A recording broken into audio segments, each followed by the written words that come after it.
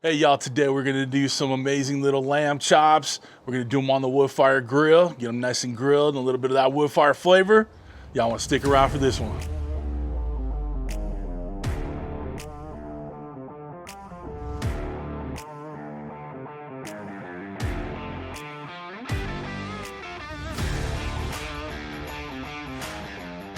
What's up guys? Welcome to Cooking with CJ. I'm CJ, welcome to my backyard.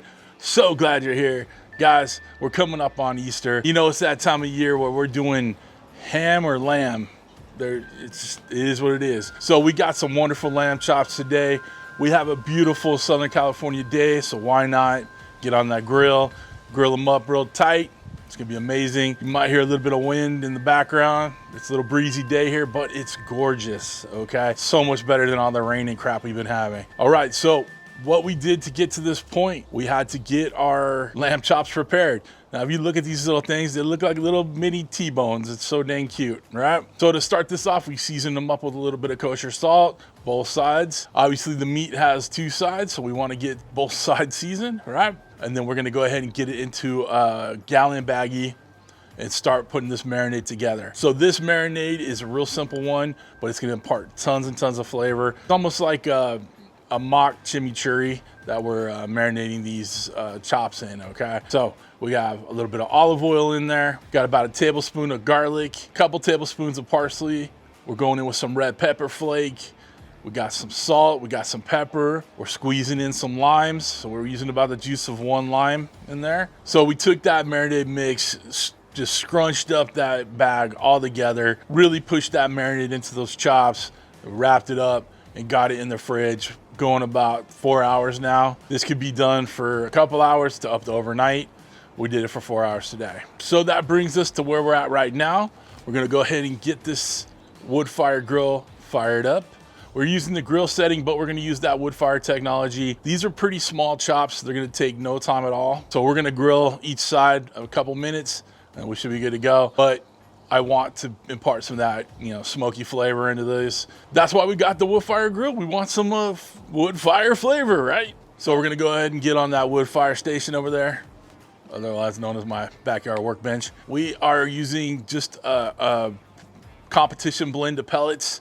Nothing fancy or anything like that. And then to check the temperatures, I'm gonna use my old trusty here, ThermoPro Lightning Instant Read Thermometer, link down below. It's a show friend, so I wanna make sure we share it. It's a great instant read thermometer, so you guys wanna check it out, all right? If you use my code, you save like 20%. It's good stuff, baby. Okay, so let's go ahead and get this grill fired up. We got it on grill setting high. We're gonna add that wood fire flavor. We're gonna hit start. Let's go. The default 15 minutes works just fine. Once this goes through the ignition process, we'll go ahead and add our chops on and we'll get going. Shouldn't take any time at all. Guys, while we're going through the ignition process, I kind of want to just throw it out there that this can be done on any of the Ninja grills, even like the indoor grill. You just won't have that wood fire flavor with it, right? But same marinade, same temperature that we're going for the internal, all the same stuff. You can do it on the indoor grill, okay? So if you don't have the wood fire grill, this will work out just fine with your normal Ninja footy grill, whatever one you have. All right, that smoke's rolling. It's starting to smell really good. We're almost ready. Okay, we've gone through the wood fire igniting process, so we got the smoke rolling. Now we gotta go through the grill preheating. We were on the high setting. Okay, so we got a couple minutes and we're ready to fire these lovely chops up. Kids, what do we do when it says add food? We go ahead and add that food. Got a nice little smoke coming out of there. That grill is sizzling, searing hot, baby. Trust me, you're gonna hear it. Oh yeah, dog, look at that.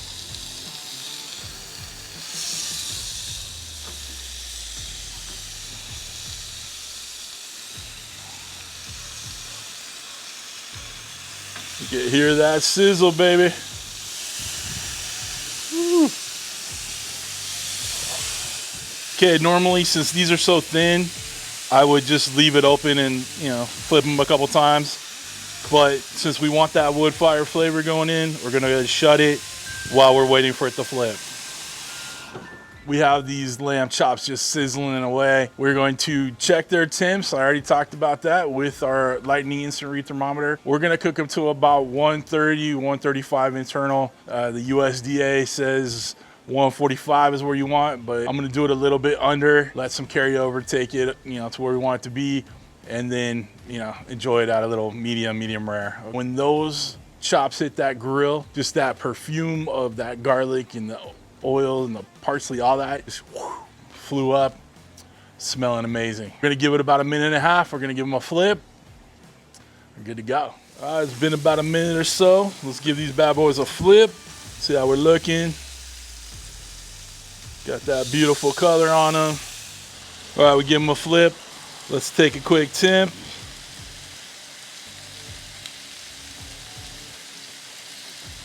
All right, in the 90s. Little ways to go. We're gonna shut it down, give it another minute.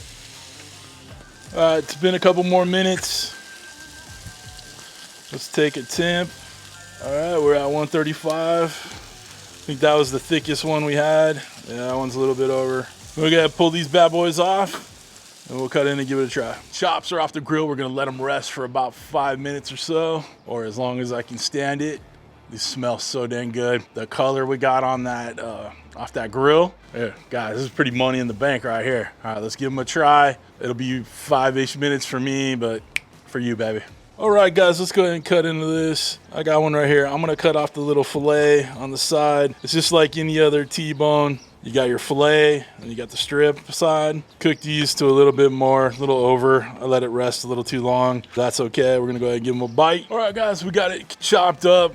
Like I said, I took it a little bit over, so it's more like medium. You know, filming, you get distracted, kids running around, whatever. I thought I was gonna cut into this too soon, and then instead I let it go too long, but live and learn. It's all about that marinade though. Let's take a bite. All right, all right. That's really good. Oh my goodness.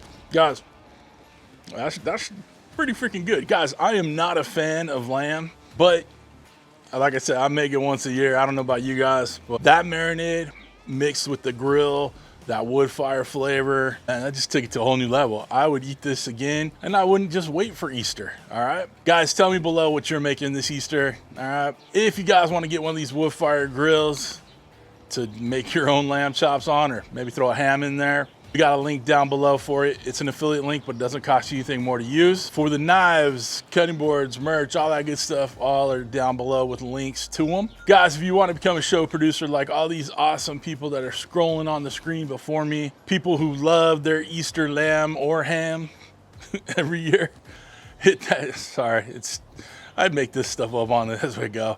Hit that join button right next to the subscribe button, which you should have already hit by now. But other than that, guys, we're done.